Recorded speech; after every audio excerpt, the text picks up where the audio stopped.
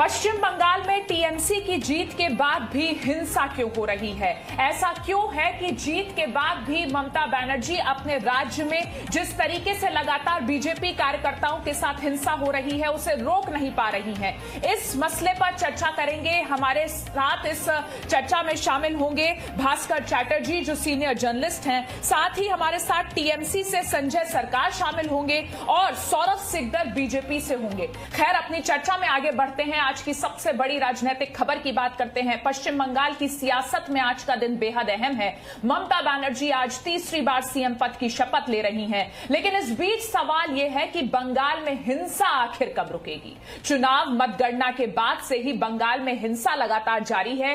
TMC ने इस बार 2/3 बहुमत से जीत हासिल की है, लेकिन बंगाल में इस बार बीजेपी भी मजबूत विपक्ष के रूप में सामने आई है। और इन सब के बीच जो अफसोस वाली बात है वो ये है कि चुनावी नतीजे आने के बाद हिंसा पश्चिम बंगाल में बेलगाम हो गई है।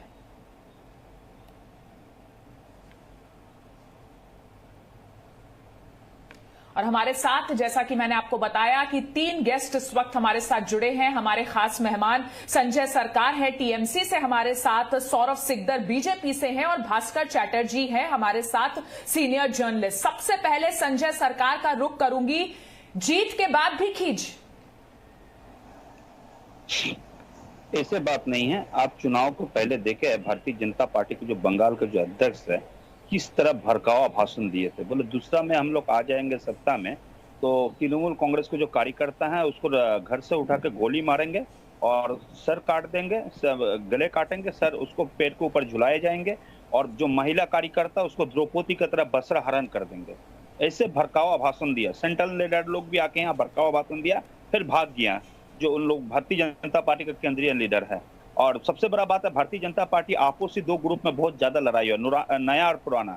आपको मालूम है चुनाव को पहले भारतीय जनता पार्टी का टिकट के लेके उसको दफ्तर आग लगा दिया था, तोड़फाड़ कर दिया था उसको दफ्तर में, और पुराना कार्यकर्ता नया कार्यकर्ता में लड़ाई हुआ, पीटापाटी हुआ।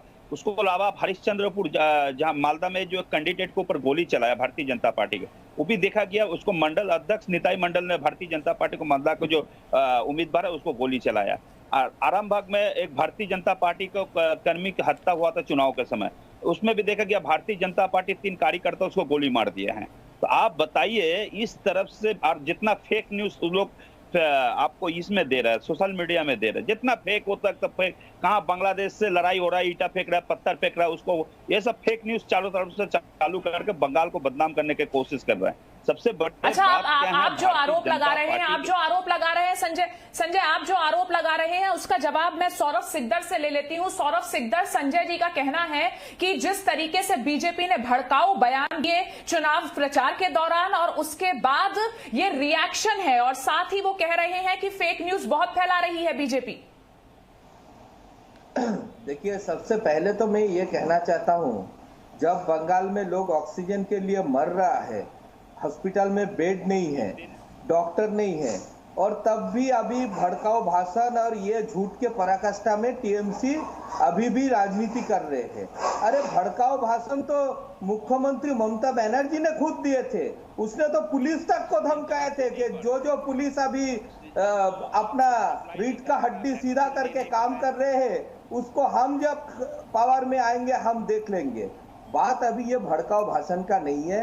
लास्ट 3 दिन में हमारा 5 से ज्यादा कार्यकर्ता का जान चला गया है, कितना घर जला दिया गया है, कितने गांव में लोग घर से बाहर है, दुकानें लूट लिया गया है। अरे कलकत्ता शहर के अंदर खोद कलकत्ता में अभिजीत सरकार का हत्या हो गया, जहां कल हमारे राष्ट्रीय अध्यक्ष नड्डा जी गए थे। तो ये एक तो कोरोना से ऐसे ही लोगों का मौत बढ़ रहा है, लोग ऐसे ही परेशान है। उसके बाद अगर मैंडेट आपको दे दिया है, इसका मतलब ये नहीं है कि आप जो है हिंसा को बढ़ावा दे। ममता बनर्जी जी अभी खाली टीएमसी नेत्री नहीं है, वो तीसरी बार के लिए बंगाल का मुख्यमंत्री हो गया। तो बंगाल का हर जनता का सेफ्टी उनका जिम्मेदारी है। और ममता दीदी को ये टीएमसी लीडर ममता बनर्जी से उभर के आके सीएम ममता के नाते काम करना पड़ेगा। कोई भी हिंसा को हम लोग सपोर्ट नहीं करते हैं। और ना कि राजनीतिक हिंसा इस टाइम पे होना चाहिए। कोरोना के टाइम पे एकजुट होके अभी कोरोना से लड़ना चाहिए। सौरभ सिकदर, कोरोना से तो लड़ना चाहिए, लेकिन लड़ाई तो यहाँ टीएमसी और बीजेपी के बीच हो रही है। भास्कर हमारे साथ जुड़े हैं। भास्कर चैटर्जी सीनियर जर्नलिस्ट हैं।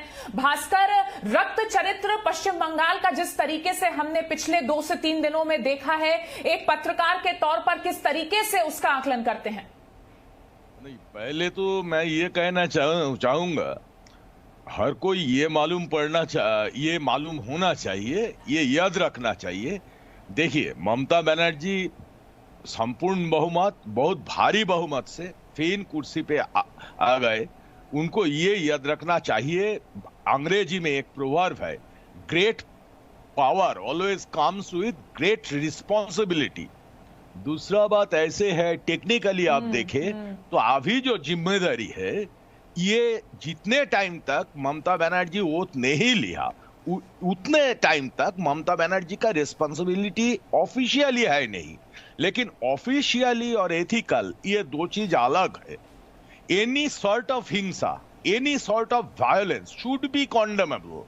देखिए, कौन कब किया बोला, मान लीजिए किसी ने खून किया, उसके मतलब यही नहीं कि जिसको खून किया वो साइड को दूसरा एक खून, एक रक्त बहाने के लिए एक ये मिल गए, ऐसे ये गलत बात है। ये व्हाटएवर है, ये नहीं होना चाहिए। Better sense should be prevail. Well, और एक चीज दिखना चाहिए, हम लोग जब देखते हैं लास्ट 40 साल का आप बंगाल का अगर हिस्ट्री देखे, ये बहुत दुर्भाग्यजनक हो रही है। ये पोस्टपोल वायलेंस हो रही है, ये नहीं होना चाहिए। Better sense must be prevailed, better good sense must be prevailed. ये पैंडेमिक का टाइम है, आपने सही बोला, ये कोरोना का टाइम के लड़ रहा है। संजय, कोरोना का साथ लड़ने का टाइम है। संजय, आपने भास्कर को सुना, उनसे लड़ाई टीएमसी को पावर पूरी चाहिए, जवाबदेही 0।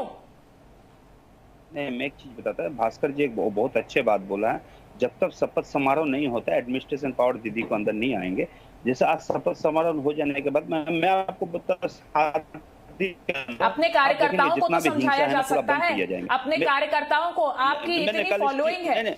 संजय, आप इसको नहीं जस्टिफाई कर सकते, आप इसको नहीं जस्टिफाई कर सकते।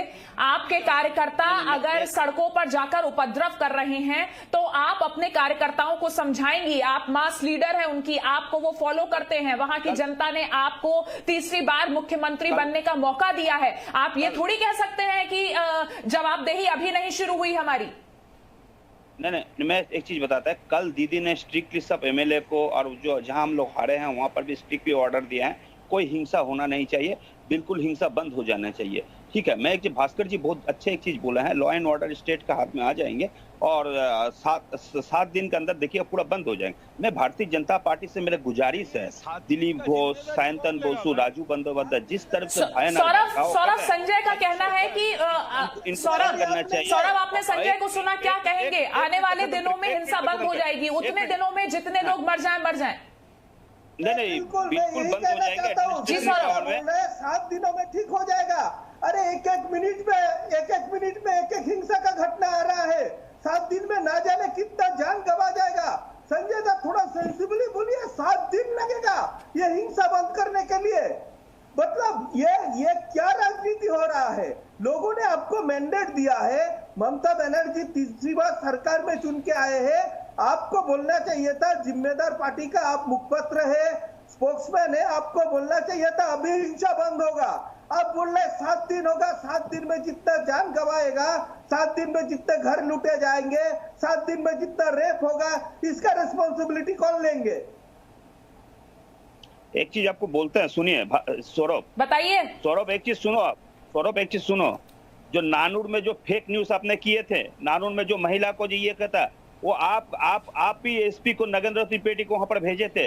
नगेंद्र त्रिपाठी प्रेस करके बोला वहां पर कोई भी नानूर में महिला के ऊपर बलात्कार नहीं हुआ। भारतीय जनता पार्टी का जो वहां पर कैंडिडेट है मिस्टर शाह, वो भी बोला वहां पर महिला का कोई बलात्कार नहीं है। इस तरह का फेक न्यूज आपको चला रहा है।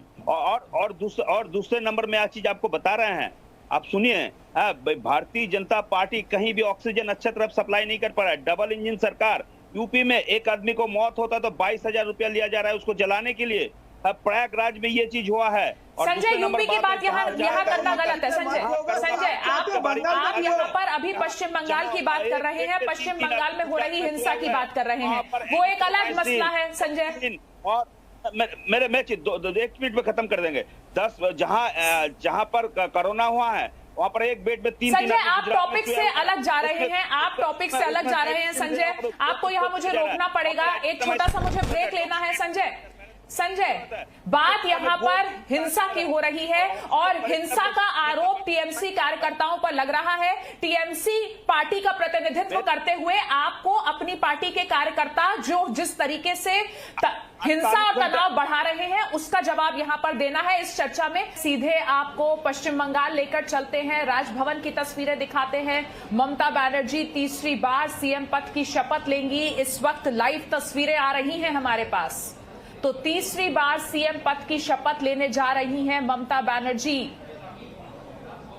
टीएमसी ने इस बार 2/3 बहुमत से जीत हासिल की है। तीसरी बार पश्चिम बंगाल की सीएम बनने जा रही हैं ममता बनर्जी, सीएम पद की वो शपथ लेंगी। हालांकि कोरोना काल की वजह से ये शपथ ग्रहण समारोह बेहद सादा होने वाला है। जो बाकी के विधायक हैं उनका शपथ ग्रहण समारोह गुरुवार और शुक्रवार को होगा। लेकिन इस वक्त ये तस्वीरें राजनीति की दुनिया की सबसे पावरफुल तस्वीरें आ रही हैं पश्चिम बंगाल से, राजभवन से ये तस्वीरें हैं जहां तीसरी बार सीएम पद की शपथ लेने जा रही हैं ममता बनर्जी जिन्होंने प्रधानमंत्री मोदी से लेकर गृह मंत्री अमित शाह तक सबके चुनावी प्रचार का सामना करते हुए और व्हील चेयर पर सामना करते हुए खेला होबे में जीत हासिल की। और उसके बाद इस वक्त राजभवन से ये तस्वीरें जहां वो तीसरी बार सीएम पद की शपथ लेंगी। टीएमसी को 2/3 बहुमत हासिल हुआ है, लेकिन बंगाल में इस बार बीजेपी भी मजबूत विपक्ष के रूप में सामने आई है। बीजेपी की सीटों में भारी इजाफा हुआ है और चुनाव जीतने के बाद जिस तरीके से बीजेपी के कार्यकर्ताओं के साथ हिंसा हुई, वो हिंसा का शिकार हुए अलग अलग जगहों पर पश्चिम बंगाल में, उसने ममता बनर्जी की इस जीत की चमक को थोड़ा धूमिल कर दिया है। और चारों तरफ से ममता बनर्जी इस पूरे मामले पर घिरती हुई नजर आ रही हैं। बीजेपी आज धरना प्रदर्शन करने वाली है अलग अलग जगहों पे। जिस तरीके से बीजेपी कार्यकर्ताओं के साथ हिंसा हुई है, बीजेपी अध्यक्ष जेपी नड्डा भी इस धरना प्रदर्शन में शामिल होंगे। यही नहीं, सुप्रीम कोर्ट में बीजेपी ने एक जनहित याचिका भी दायर की है और कहा है कि जिस तरीके से बीजेपी कार्यकर्ताओं की चुनाव में टीएमसी की जीत के बाद हत्याएं हुई, हिंसा का शिकार हुए बीजेपी कार्यकर्ता, उसे लेकर सीबीआई जांच हो।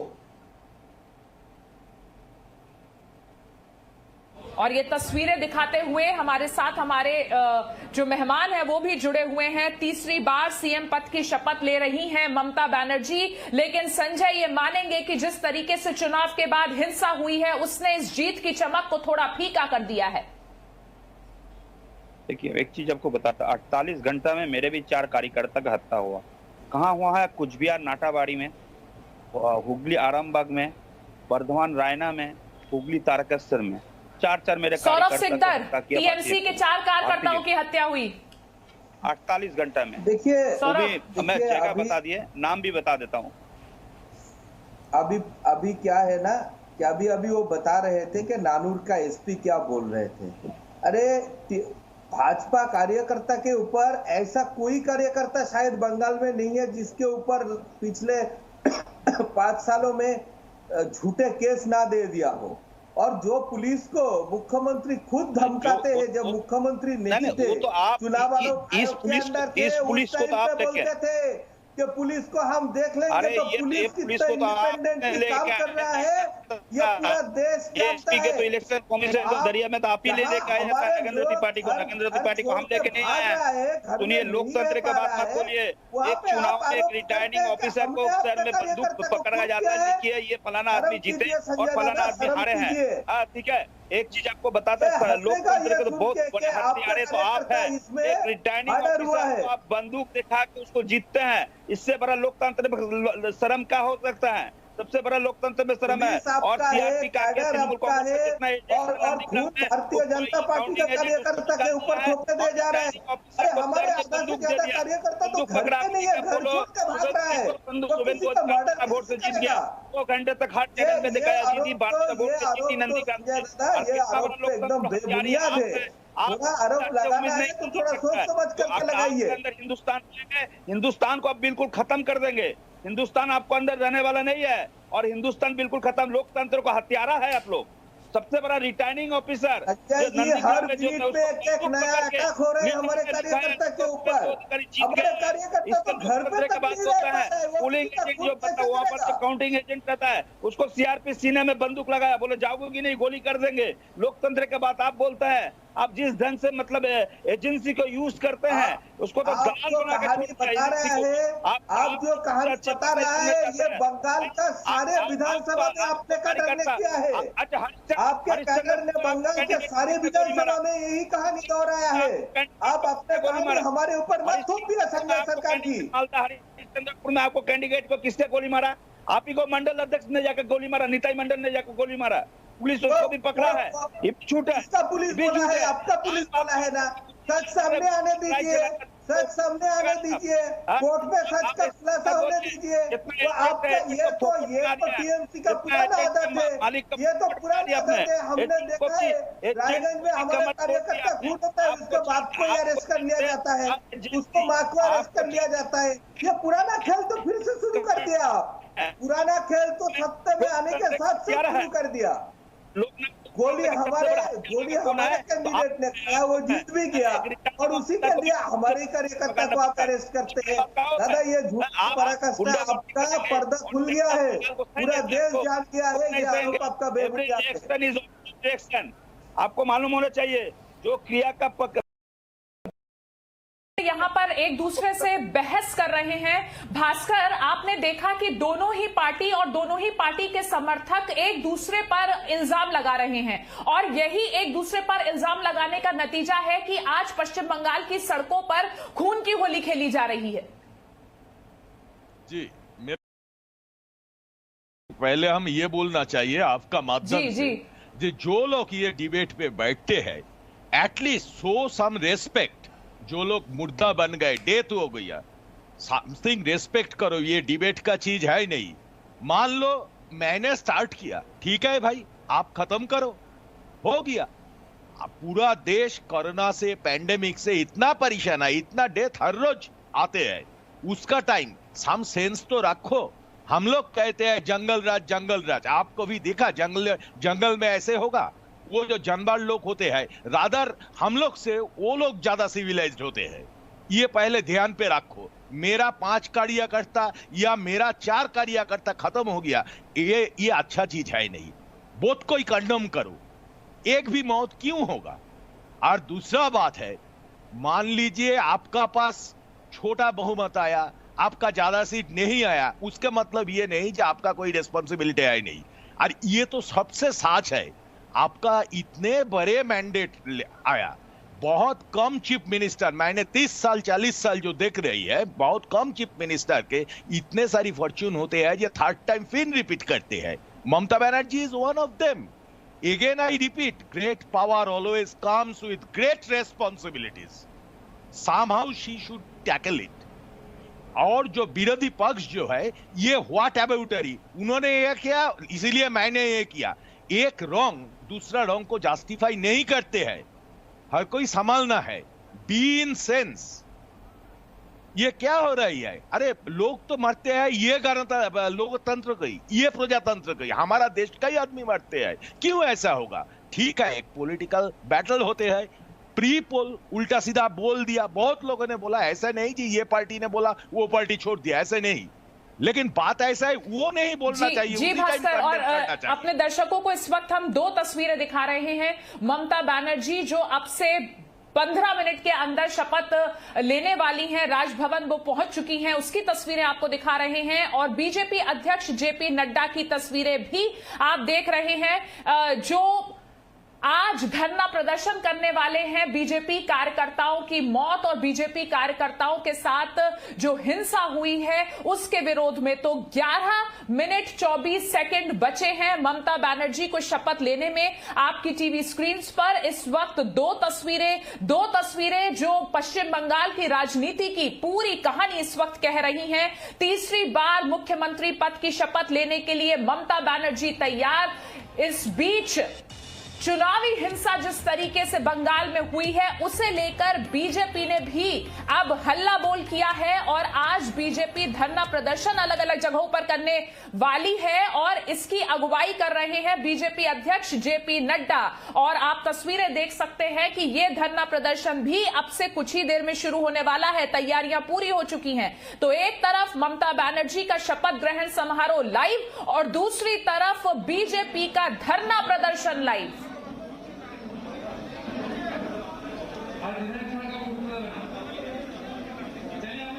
और जो जानकारी इस वक्त हमें मिल रही है उसके मुताबिक बीजेपी ने अपना धरना प्रदर्शन कैंसिल कर दिया है। कोलकाता में धरने पर नहीं बैठेंगे बीजेपी अध्यक्ष, ये जानकारी इस वक्त मिल रही है। अपनी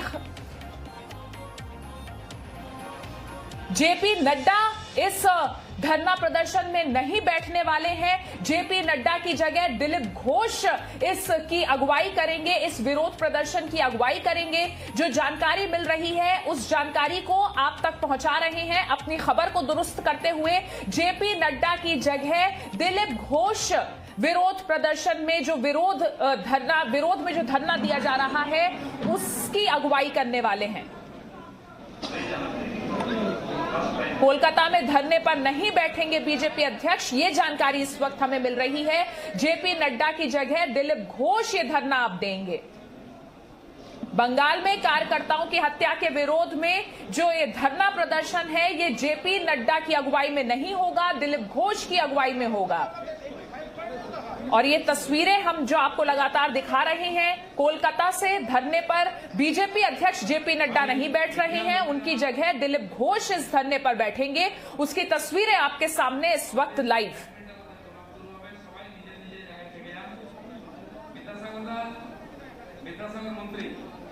और सौरभ सिकदर हमारे साथ जुड़े हैं बीजेपी से। सौरभ, तस्वीरों में हम देख सकते हैं कि धरना प्रदर्शन तो होगा, विरोध तो किया जाएगा, लेकिन विरोध की अगुवाई बीजेपी अध्यक्ष जेपी नड्डा नहीं करके दिलीप घोष कर रहे हैं, क्यों? नहीं, देखिए, जहां तक इशू बंगाल का आता है और दिलीप घोष जी बंगाल का अध्यक्ष है तो दिलीप घोष जी इसका अगुवाई करेंगे, इसमें तो कोई दौरा नहीं है। दूसरी बात है कि देखिए ये धरना क्यों देना पड़ रहा है, सवाल तो इस पे उठना चाहिए।